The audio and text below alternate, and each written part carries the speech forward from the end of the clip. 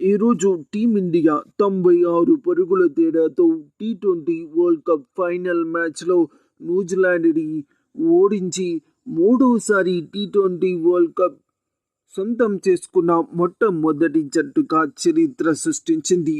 Defending ఛాంపియన్గా 2026 ప్రపంచ కప్లో అడుగుపెట్టిన భారత్ 2026 ప్రపంచ కప్ని నిలబెట్టుకున్న మొట్టమొదటి జట్టుగా రికార్డు సృష్టించింది. 2024 తరువాత జరిగిన ఈ టోర్నమెంట్లో భారత్ నిలబెట్టుకోవడం ఇంతవరకు ఇలా ఏ జట్టుకి సాధ్యపడలేదు. అయితే భారత్ ఖాతాలో ఈ ఒక్క రికార్డు మాత్రమే కాదు, ఇది భారత్కి మూడవ టీ20 ప్రపంచ కప్.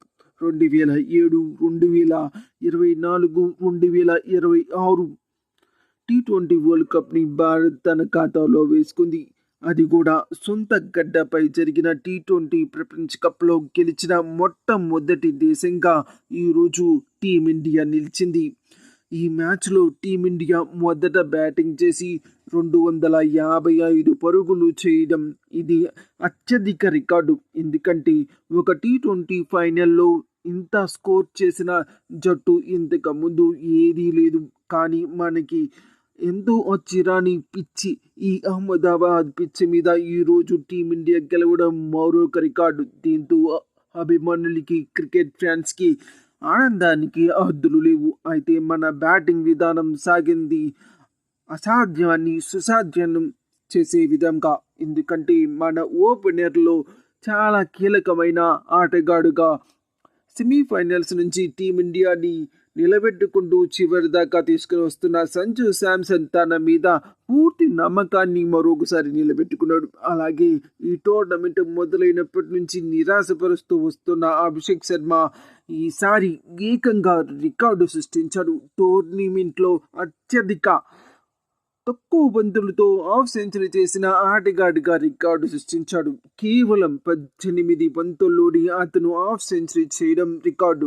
దీంతో టీమిండియా మొదటి పవర్ ప్లే ముగిసేపాటికి 98 పరుగుల భారీ రికార్డు ఓపెనింగ్ నెలకొల్పింది.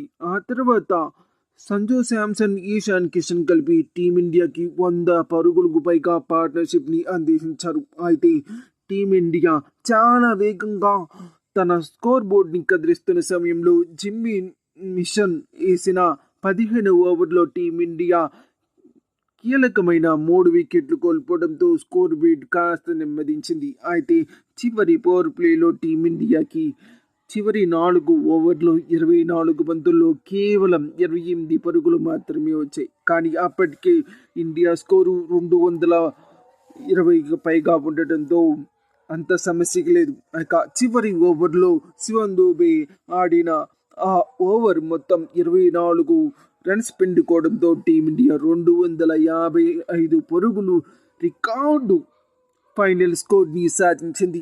ఆ తర్వాత బ్యాటింగ్కి దిగిన న్యూజిలాండ్ కేవలం 159 పరుగులకి ఆల్అౌట్ అయ్యి మరోసారి న్యూజిలాండ్ తన ట్రాక్ రికార్డ్ని అలాగే ఉంచుకుంది.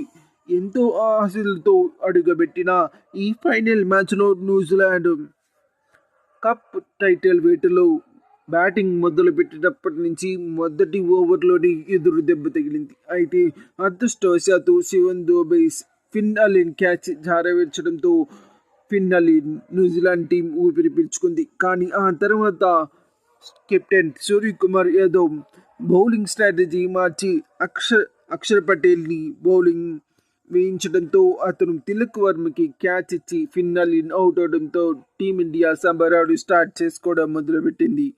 ఫిన్ అలీన్ అవుట్ అయినప్పటి నుంచి కూడా న్యూజిలాండ్ ఎక్కడా కూడా కోలుకోకుండా మన వాళ్ళు న్యూజిలాండ్ బ్యాటర్స్ని అవుట్ చేస్తూ ఉండడం, స్కోర్ బోర్డు తగ్గిపోవడం, రన్ రేట్ పెరగడంతో న్యూజిలాండ్ ఓటమి ఖాయమైపోయింది. ఇక మన బౌలింగ్ పర్ఫార్మెన్స్లో జస్ప్రీత్ బుమ్రా 4 వికెట్లతో రికార్డు సృష్టించాడు. 14 వికెట్లతో టోర్నీలో అత్యధిక వికెట్లు తీసుకున్న ఆటగాడిగా నిలిచాడు. ఇక ఈ మ్యాచ్లో సంజు శాంసన్ ఇన్నింగ్స్ మరొకసారి ఎంత చెప్పుకున్నా తక్కువే. అయితే కెప్టెన్ సూర్యకుమార్ యాదవ్ కెప్టెన్సీ గురించి అతడు ఒత్తిడిలో టీంని నడిపించే విధానం నిజానికి ఈరోజు టీమిండియా వరల్డ్ కప్ గెలవడానికి పూర్తి అర్హత సాధించిందంటే అది కేవలం కెప్టెన్ సూర్యకుమార్ యాదవ్ యొక్క కెప్టెన్సీ వల్లనే. మొదటి ఓవర్లో ఫిన్ అలెన్ ఒక క్యాచ్ని శివం దూబే జారవిడిచినప్పుడు అతని మీద కోపం ప్రదర్శించకుండా చాలా కూల్గా అతన్ని యాక్ట్ చేసుకొని మ్యాచ్ని ముందుకు నడిపించే విధానం ఈరోజు టీమిండియాలో మరోసారి T20 వరల్డ్ కప్ని ముద్దాడింది. సో ఇది ఫ్రెండ్స్ ఈరోజు జరిగిన ఫైనల్ మ్యాచ్ వివరాలు.